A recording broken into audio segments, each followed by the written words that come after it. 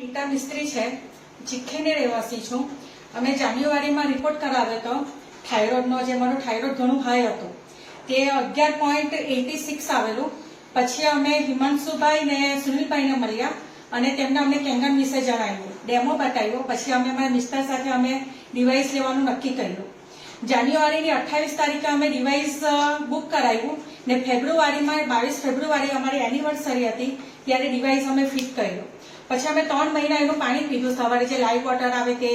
આખો બધી દિવસ અમે 9.5 પાણી પીધું અમે. પછી અમે જે રિપોર્ટ કરાવ્યો અત્યારે 3 મહિના પછી જૂનમાં, તે મારો થાઇરોઇડ જે 11 હતો તે એકદમ ઘટીને તે રિપોર્ટ એનો આવ્યો છે અત્યારે